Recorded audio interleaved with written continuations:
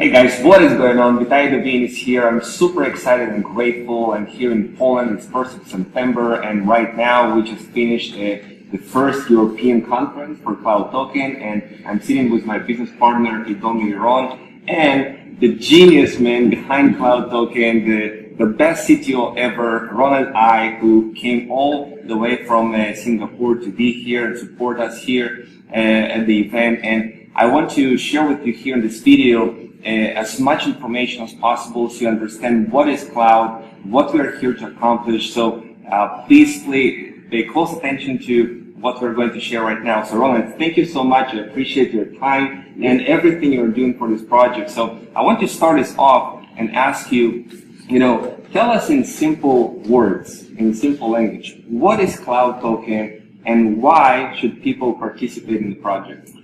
Well, first, the idea is very simple. We're trying to become a wallet that's going to be supported by everyone, and it's going to be in everyone's hands.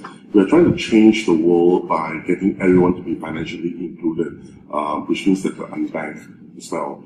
So it's a very big dream, very big goal. That's why we need a lot of people. And one of the ways to actually do it without a corporation controlling it is to make it become a social economy. That's why we actually choose this platform and this particular method to actually make this dream come true.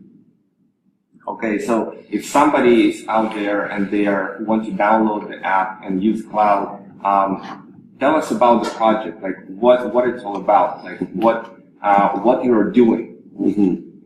Oh, so basically, you can actually just go to App Store, Apple App Store and Google Play. Please only download from these two places, not any other websites. We are hitting our 1 million mark soon. App downloads. Yeah, app downloads. Wow. So actually, just not app downloads. It's about more users, right? So there are a lot of phishing websites and a lot of people targeting us, our members. So please only download from the official stores, Apple and Google stores, and it's a particularly hard thing to actually do to actually get into the Apple store. Right. It took us a long time and a lot of work with Apple directly That's to actually get it in. Yeah. However, we got it in, but we're missing certain parts. But we're getting it fixed very soon for the legal conformity that Apple needs. So we're actually following through the step, and we're working hand in hand with the necessary authorities and, of course, with Apple virtually. So now they download the app. Okay, what they're doing, how they're interacting with cloud. So basically, there are two parts in Cloud Wallet now. The first part is actually either you are a partner, or you are a consumer or a member, or just a customer, right? So for our 1 million existing partners or members, you actually build a business out from it, and that's where the affiliate program kicks in. Basically, you participate in projects like Jarvis to actually, which is a wealth management project that can actually help you change your life. And the other part of it is actually more on the customers. So we actually have a project called the Cloud SIM, and that basically provides free data service to virtually everyone in the globe. And the way we are doing it is actually not by giving it free and making it economically unviable. Basically, the consumers itself, they actually put in a deposit and we actually trade with this deposit, and whatever gains that we get from that actually pays for the data. So it is economically viable. It's not like, we're trying to kill the market and then we dump a lot of money and do stuff like that. We never do this type of things. From day one when we started Cloud until now, we never actually spent a lot of money on marketing as well. The leaders would know this, right? And most of it is through personal effort. Because we believe there's no such thing as a free lunch, right? You need to actually work for it. And part of how Bitcoin started was actually, you can't actually buy Bitcoins then, right? You have to mine it. So we are actually taking this concept back into cloud token to actually say you can't actually buy cloud token. There's no way you can buy it. You will not be listed in exchanges. You can only work hard for it by participating in projects and building your own structure. So that is how the whole entire project will be. And we're coming out also with a very interesting project called the Merchant Program. The Merchant Program is going to be an affiliate program whereby partners sign up merchants, and of course there will be a affiliate calculation from that itself, which is going to be also very logical, whereby the merchant itself do not need to pay for any merchant discount rate, which means that the MDR, like what all the other payment platforms have been charging. Okay, so if you're not charging MDR, how can you actually earn money, right? So it's simple, because we're actually dealing with crypto, and the crypto actually gets sent to our marketplace to be actually liquidated. And when we do the liquidation, there's always a buyer, there's always a seller, and we will charge 1%, right? So there's a 2% there, minus the taxation, the tax that we are going to pay. Okay, probably that leaves a big chunk of it, right? And the chunk of it itself will be divided into two categories, and one actually goes to a pool whereby it actually compounds, and the other part of it actually given out as a payout. So it will be very cool, and I believe that with our million partners to sign up 20 million merchants, it will be a breeze, right? So our target, target by March next year, we should hit about 10 million members. 10 million merchants. Yeah, 10 million members. 10 million members and about 100 million, 10 million customers, and in 3 years' time, about 100 million customers. For members itself, we try to keep it to be around 1 million and 1.5 million or so. As is when there's too huge of a membership going on, it's difficult to actually expand in the other sectors. So we will put a lot more limits, okay, on the participation of the partners, okay, like donating Jarvis as well. So you mentioned all of things. I want to come back in a second to merchant, but you said that Jarvis, when they participate, it can change their life. Can you expand a little bit? What is Jarvis? Like, how does the system work? Okay, Jarvis is actually a AI trading robot based on the quantitative trading engine strategy called Boom. You designed it?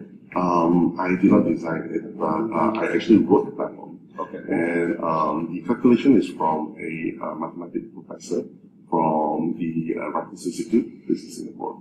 He's a very brilliant man and written a lot of strategies on trading, and hopefully one day I can actually excite him over to give a talk in KL on trading strategies and quantitative trading strategies. You take the Bitcoin and Ethereum, different coins, you put them on 32 insured exchanges. Actually, the simple way to say this is the room itself will actually calculate hotspots of what is hot and what is not, based on the all the exchanges around that we are participating in or we're watching, and the different pairs there are. So basically, we're watching 16 pairs now. So you have 16 times 16. When you say 16 pairs, Bitcoin, US dollar. Yeah, 16 to 16, right? So you're watching all of these pairs, and it's watching the indication graph, right? Whether with the acceleration, particularly the acceleration of it, and we will actually, based on the comparison of all of this acceleration, okay, and we will figure out which is the best pair to actually switch to. So you can think of it like a arbitrage, right? And the best quantitative trading strategy, the safest one, is actually called triangular arbitrage, which is based on the triangle. Ours is a 16-pair model, right? So it can be more than a triangle. Yeah, it can be more, right? Yeah. So Bitcoin to dollar to yeah. So actually it goes then, but you see, 3 is not really a lot, but the triangular arbitrage actually is designed for forex. All right, because forex you don't have so much of pairs that you can actually play with, right? But in crypto itself, you have thousands of pairs, right? But we're only watching the 64 ones, right? And of course, there will be a huge potential to switch between each and every one of them. Which the main goal is to increase the quantity of each of the main quantity that the man put in. So just remember this, right? Our goal, our strategy is if you put in 1 Ethereum, you gain in Ethereum, regardless of the price. So if you give me an Ethereum that's worth $220 and the market crash, okay, and it goes 1 Ethereum, it goes to 160, our system won't care, because my job is to make sure that you get 1.x amount of Ethereum back. Okay? So, and you have 200 of these Jarvises? Plus minus about 200 or so, because there's about 16 pairs running, and you need that amount to actually run. And each Jarvis is running 24 hours. And some, all through API? All through APIs, but some of them are actually hitting their performance target before 24 hours. And they will performance target can be 0.5%, 1%, depends. It depends on what the room actually calculates for them. So if there's this acceleration that it's like this, and it's supposed to actually hit, let's say 0.3%, right? And once it hits the 0.3%, you just shut down and load the 0.3. Basically, the asset is then actually sent, or the profit is actually sent into the reserve pool. But we will not know how much this profit pool is until the end of the day, right? Remember that whatever you put in, you only get the next day. So basically, the profit pool itself, you have 24 hours itself to calculate how much we actually hit the target. Is the profit pool you're getting once a day, the profit from the trading? So basically, we will actually calculate the reserve pool. If it hits 6, then you put 6 into the profit pool until 12. Then anything else that's in a month. Yeah, that's in a month. What about daily? Daily itself is very varies. So you think about each of the that's why it's very difficult to calculate, because we have 200 overbots that is running at different intervals, and some of it are running, some of it are already finished, and some of it is overdue. So every day you dump something into the profit. It's the day after. The day after. Yeah. Okay, so people participated in the project Jarvis later, or maybe other projects. But this Jarvis, we have trading going on, all these exchanges, bots running, triangle trading, all of this craziness going on. Then the profits go into the reserve pool, and that is what is backing up the CTO, and the members actually get rewards in CTO. So tell us, what is CTO? What is CTO? And you told me it's not an ICO, it's not an STO, it's not an IEO. What is CTO? We can say that CTO is a utility-based asset that we use in our own ecosystem. Okay, so as I said that in the beginning, we're actually running the merchant program, so we're actually getting external parties into our own ecosystem. And we're also using this as it's like a rewards giving back to our members, and the partners itself, which is also using this to actually get rewarded for free data. So basically, we're creating this as an ecosystem and as a utility. Of course, later in the stage whereby I shared it yesterday in the event itself about charity work, right? So one of the things that I always want to do is to change lives. And if, for example, you look at a particular town, in the town itself, okay, they pay a lot for utilities like electricity and so on and so forth, right? But it's actually a poor area. So what we can do is, through our vast number of members, and if a certain number of assets can be put aside into a compounding a pool that can generate revenue for this town, we can actually ease them off all the utilities. Okay, for example, free utility if you're from this town, free water, free power, free education, and things like that. Wow. And it's all supported by not donation. It's supported by a donation that generates profit. All right, so it's sustainable. Right. Donations is not sustainable at all. Okay, but the donation that generates profit, that is sustainable. So this is what we're trying to do. That's with the new initiatives that are coming out for people who participate in countries like India or Africa. They don't have much money, so they can, maybe put $10 or $30, and you will kind of save that money, and you'll grow it, and some members will hit prizes, and that can help the orphanages. They can help. Yeah, even orphanages can actually start a pool up by themselves. And by the way, this pool itself is actually through the Metadal DAI platform, so that every single asset is tracked on the chain. There is no the owner on here, right? But there's only one recipient. Yes. Okay, so that is how it goes. It directly goes there. So us as a company itself, we set up this platform, and that is the benefactor. Okay, so people cannot buy CTOs directly, right? You are not an ICO, and they cannot buy from the company. You, like everybody else, you put your own assets into Jarvis and get the reward for CTOs, right? What determines the price? Like, people ask all the time, okay, they used to get C on the exchange, they will never get this on the exchange. Explain a little bit why you never plan to list on exchange and what determines the price. Okay, so let's break these two questions into two parts itself.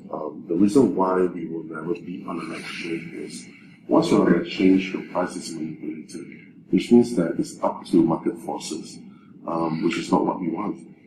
It's the same thing is going to happen. Like why Bitcoin? The first time when you hit an exchange, then all hell breaks loose. There's no more effort to actually mine it. It's all about greed. Right. Yeah, and anyhow, which means that people would have a lot of money, that has a lot of money, they actually manipulate it. Alright? The same way that we are manipulating the exchanges now. I can actually dump Bitcoin because I have a lot. Let's say I could dump 30,000 Bitcoins now. I will bet you at a market rate, if I would dump it, it will go down to 7,000. Right? I can do that, but what does it gain us? Nothing, right? Unless I still have a huge pool of USDT reserve that I can buy back up again. You imagine that, right? The manipulating factor of it. Right. In Bitcoin will be harder to do, but still it's doable. Yeah, I mean, with the number of assets that we have, we can do it. I mean, we used to do it, but we don't do it. How much we have? How much you have in the company? Basically, what happens is, okay, all the asset pools from all the members is equivalent to about 560 million At the moment. Yeah, at the moment. Actually, day by day is a bit different. I saw this morning. This morning was about 560. Yeah, 560-ish. Okay. Of course, it depends also on the price of Bitcoin. Of course. Right. Yeah. So the price of CTO is determined by several factors: the profits and the circulation. Yes. So when you look at a normal ICO, right, they rely a lot on total supply. Okay, because total supply itself, which is the whole 100% of pie, they have to divide it, let's say 5% or 15% for the owners and so on and so forth, whatever, right? But we are not an ICO, so we don't have that pie itself. 100% of the total supply belongs into Jarvis or the CTO project itself. Okay, Jarvis is a project that actually you have to put funds. You think of it like a it's like a vault, okay? But the vault will not release any of those CTOs unless you put in assets. In the technical term, we call it as a collateralized debt position. or CEP. You put in Ethereum assets in there, you will generate the CTOs. Okay, and when you take your CTOs and you want to change it back to Ethereum, it goes back out. So it comes back into the pool and CTOs goes out. So it affects the price. So that itself controls the price. What can cause the price to increase? More profits? If you have more assets going in without CTOs going out. More profits going in without CTOs going out. CTOs go out anyway. Not really. So if, for example, if I were to make, let's have an ecosystem now. Okay, that was about the ecosystem. Let's say CTOs include people, it's not just, the big CTOs, turn into Ethereum, Bitcoin, whatever. How can they use it? What is the plan? So, for example, we are launching in a OTA very soon. Online travel agents. And we also do OTC for the merchant program, right? So now, let's say, for example, you will sign up a merchant and the merchant actually now can receive cryptos, right? So let's say every day he does about 10,000 in volume, all right? And that 10,000 actually gets sent to us and we actually do a liquidation for him. So 1% minus tax and everything, probably we will earn, let's say, like $200, okay, from that. This $200 actually goes into the profit pool directly, not the reserve pool, but the profit pool. But there's no CTOs even. That's from the fees, right? Yeah. So this is what we call actually the profit earnings from the ecosystem itself. And who are the ones that actually use this? The members itself. This only the members itself have CTOs. The members goes to a merchant and spend the CTO. Okay. So the CTO actually goes to the merchant, right? Right. And the merchant will send it to us, and we will actually liquidate it. Okay. And CTO goes back to the pool, right? Yes. And the money goes to the merchant. But whatever that we earn goes to the pool. You said there is reserve pool and there is profit pool. What is the difference? So the reserve pool is a pool whereby we put it as a escrow or holding, okay, that will calculate, okay, the percentages for all the different type of projects. For example, like Rogue. Rogue itself, you don't have much need for the reserve pool, but Rogue itself is handled by the chain itself. For example, we use Celsius Network, we use BT, we use let's say Compound Finance. It's all handled by this guy. So if you participate in the Rogue, you are able to check on the chain directly. Okay, but for projects like Jarvis itself, right? Because we are not sure how much we can earn for that day itself. So it needs a holding pool to calculate that amount so that we know what to give up. Statistic. For the next day. Yeah. Another question. Maybe you can show us everything on the computer, the reserve pool, the trading. All the people want to see something in live. Can we see some trading on Jarvis? Yeah. Yes. So. If it's okay. Yeah. Of course. But first, drink some coffee. Obviously, that is being spawned by the room itself. If you look at this, right, this is a pair of LTC to BTC. And basically now what we have is this bunch of BTCs, okay, and this is much of it is being used by this bot now.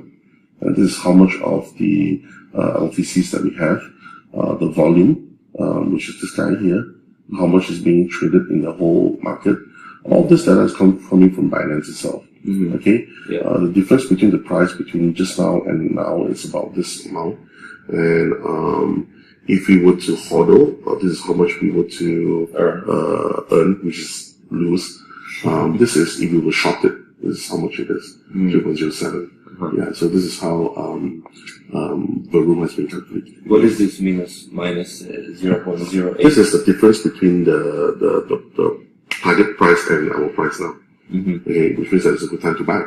Right? Okay. Yeah, so look at this as well, right? So this is another hand. Each string like this is Jarvis. Yeah, it's a Jarvis with the Jarvis node. This one is ETH to USDT. Mm-hmm. So you can see that it's actually this is buying. So we actually bought Ethereum through USDT. Mm-hmm. This is how much of Ethereum that we have, 9,000 for Bitcoin. and this is how much of USDT that is here. And yeah, this is the same thing as well. If you were to short sell, and this is to hodl. Okay, and this That's is the target, yeah.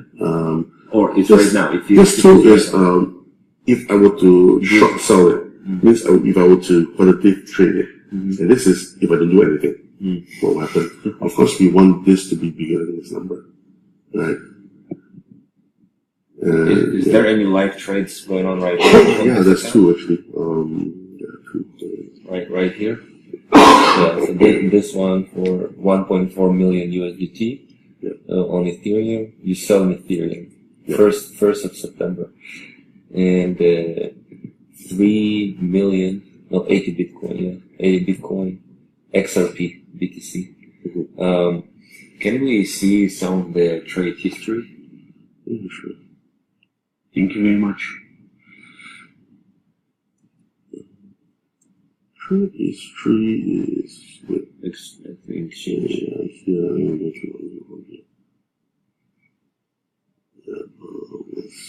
It's down here, sorry. Some more. There is.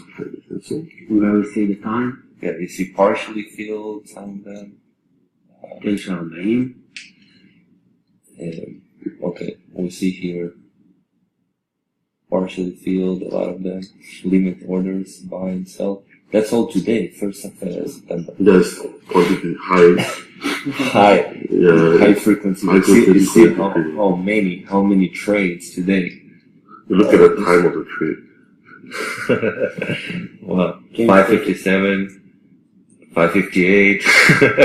It's like sometimes every minute almost. Like, see, wow, there's a lot of trading going on, and this is Trade history. trade history. That was the order history. The trade history is completed trades. Yes. This is small quantities. 1,600. Yeah, this quantity trading, right? Okay, so all of this are here. Let me see all these things. So yeah, that's how much. Wow, 9,392 Bitcoin. Now, this is just one of your accounts, you know, and this is almost VIP 8 right now. It was VIP 8. When I went down, it will actually calculate tomorrow, and then you will. To be VIP 8, you need to trade how much? Yeah, it's 150,000? just 80,000. Oh, just 80,000. VIP 9 is 150,000. They actually changed it a bit. Because no one is hitting that amount. Are you trading mostly on Binance? For me, yes. Yeah. There are other traders that actually trade on other. I mean, for us, it's on others.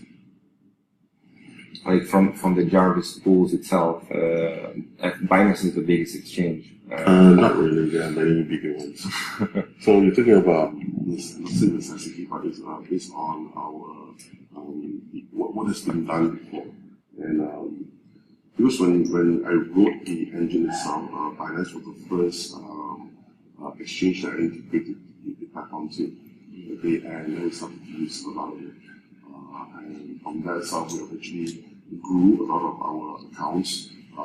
It's not easy to actually trade 80 over 1,000 or 90 or 100 over 1,000 Bitcoins in 30 days. Yeah. So there's a lot of volume. Yeah, there's a lot of volume. And we want to have a very close relationship with the exchanges. So, are you also trading on Bitcoin? We are trading on BitMax. We are trading on the CEX as well. Yeah. But in smaller overall. About the same. Bitcoin is about the same. I mean, Bitcoin. I mean, for Binance itself, we hold about 40% of the total, and the rest of it is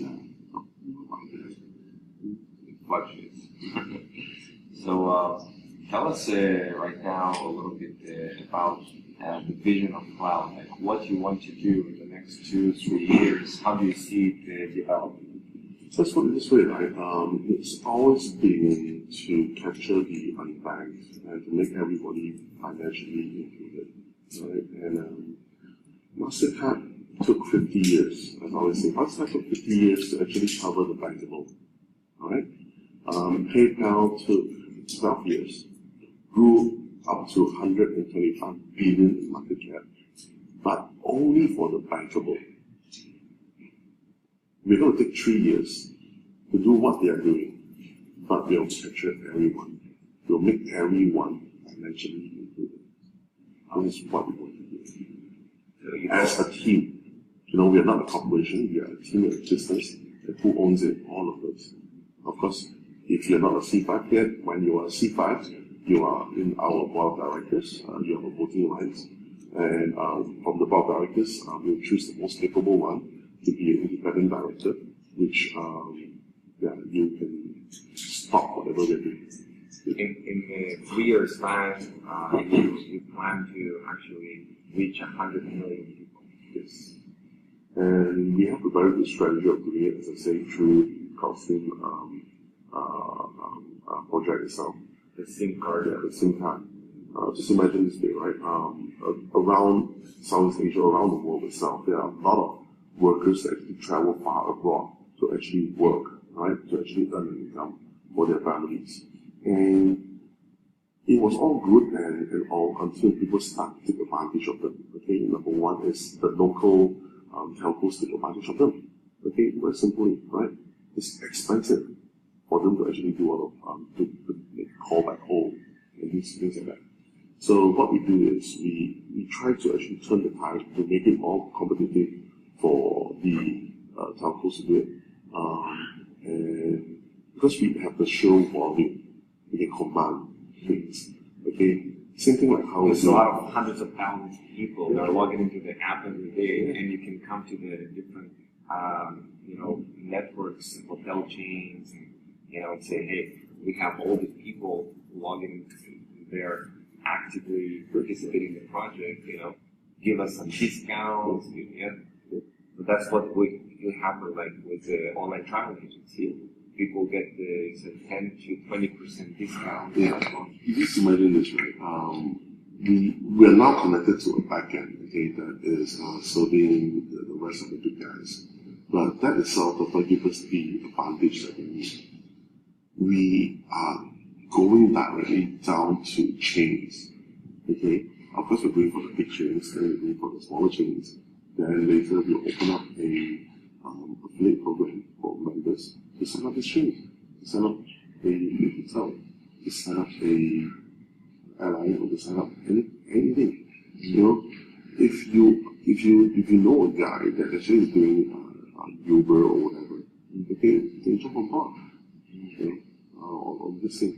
So basically, we're coming up with many ways for our partners to utilize our strength to actually sign up merchants, okay, so that it can change their lives, or maybe it can actually create a bridge for them to actually get more customers, right?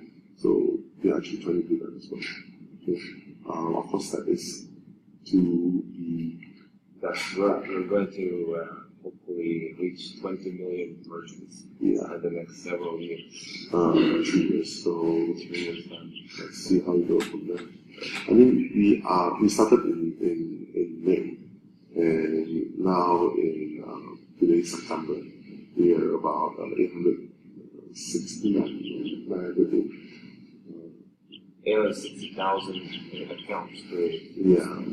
Not all of them are active.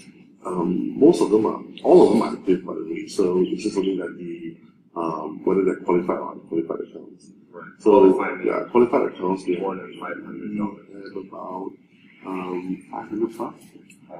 Yeah. But this 500 plus, how many are actual users, right? So I think about maybe a bit around there. So we're getting there. So the most important thing is most of our members itself has gotten a C1 or C2 state has spending power, and it's actually pure income from the hard work of the leaders, and that's why we need to have ways for them to enjoy. Can you tell us in a couple of minutes how cloud was started? You know, I know that there was first anything that goes to stage. First is an idea, then you implement. I know even before cloud was there, you had your technology, our technology, the blockchain itself.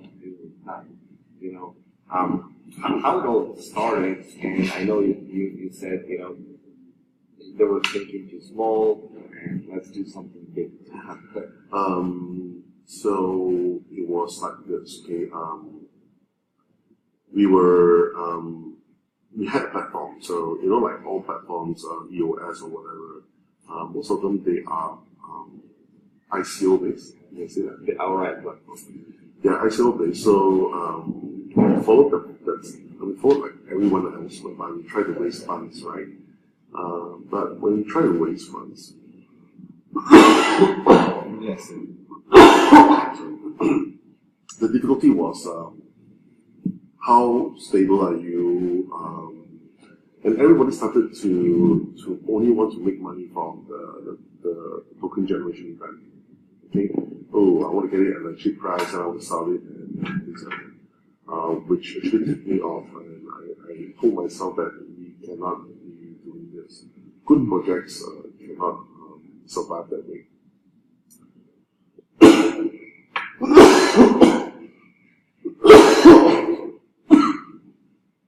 It's a bit dry. One more, yeah, water.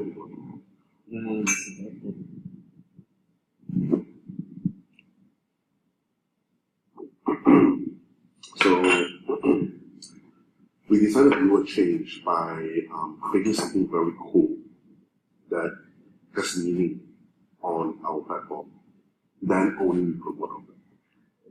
So I think everybody is going that route now. It's like EOS and stuff like that.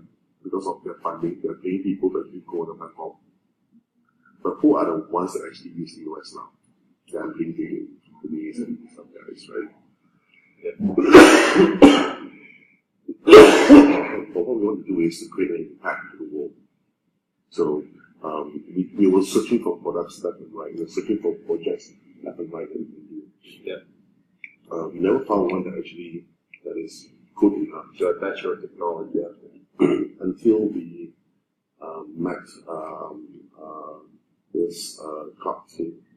And at the time, cloud team, the founding members, right? And there's 15 of them. And they told me in China, they had a big problem. The problem was they have been scammed, and some lost millions. That was in December of 2017. 2018, right? Yeah, December 2018. And oh, sorry, it's in November. And it was they were saying that they want to have something different. They want to start their own, something different. They want it to be real. They want it to be something that works. And they want it to be fully decentralized. The first thing I told them was, it's going to be a very difficult journey. Right? Because to do a decentralized wallet is, no one has done it. And CryptoKitties is a very good example. It crashed the network. Right? So, they said that it has to be done. They have full confidence in what we can do. And I told them that if I were to take on this project, I need to be able to say what it can do, what it cannot do. So I laid down a set of rules. And of course, they all agreed in the first round, and we started doing it. By February, when we started to have the notion that we should be sharing more data, like in terms of how much of users and how much of this and how much of that to the public. Even how much we have received, they started to panic and say that, hey, this can't be done. No, this cannot do. We can't do this, somebody does this as well. So I think we are here to change the perspective of how projects is. Just imagine that everyone that actually put money into you, they are your business partner. You have the right to see the books, right? And now you're withdrawing them. How will people think? And from there itself, half of the mature in that. So they were not willing to be transparent about it. Yeah, so half of them left, and of course the most famous guy said that he has no association with us because he wanted to do an ICO, and I said that no, once you're an ICO, then you're no different, right? So broke off. He seems to hate me a lot, but let's say. Only 5 is that. Yeah, from 5 left. But that's not the problem. The problem was there are certain responsibilities that all of this leader hold. Right? Not just only marketing, but the BPO, the business process, outsourcing, create company, create this, create that, the legal part of it, and everything else. I only handle the tax. Right? Now you also handle this as well. I handle the media now, education, all the whole lot. So, because I'm running the whole company by myself, right? But basically, it is. I'm running the whole thing. How the members are not doing it. The founding members are actually they're controlling the market themselves. I mean, they're serving the market by educating the market. So that's one cool thing that I love what they're doing. And so basically, long story short, from that itself, and we started this journey. And why I'm standing in front here is because most of them are Chinese and they can't speak good English. And I got a short straw. That's amazing story. And I understand that everything from the profit side pretty much goes to their profit reserve pool to increase the value of the coin, and it's not that the profits of it goes to the founding members. Mm-hmm.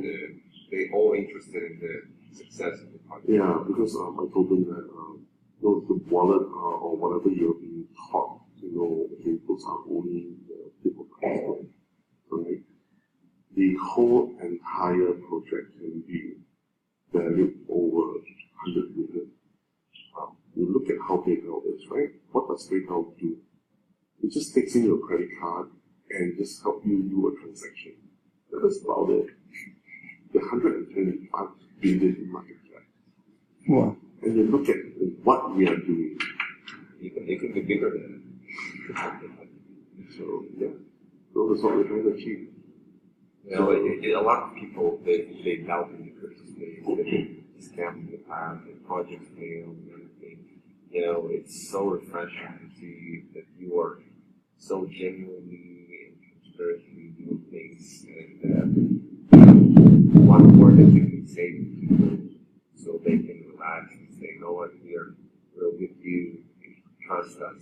Well, I always say this, talk is cheap, action speaks louder than words. So see what we're going to do, see what we're going to release, and from there, so if you are willing, I'm going to do what you promised. That's important.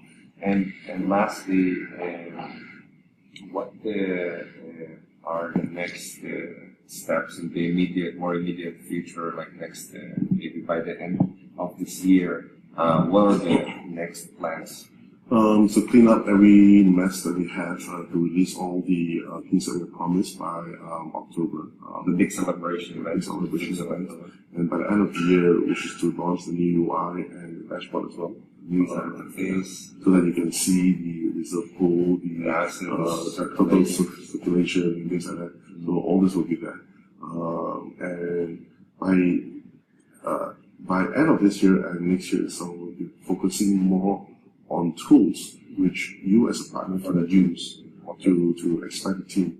We're going to focus more on education and more on how to expand the business across all the countries. We are also going to have a venture capital arm that is going to invest in new technologies that will help all the members actually gain more accept. Yeah. Remember that we are all in this business, right? And The KL offices will be done. yeah, the KL office will be done well next month. We're like 50, 60 people will be working on it. Yeah, but for us, it's okay. Our engineers, they come to the office or not, it's actually anywhere they are, they can just work. Yeah, so The merchant program, the LTA, user, yeah, a lot of things to come. yeah, a lot of things to come, and we have 40 engineers, so a lot of them are working on the OTA. They're ready.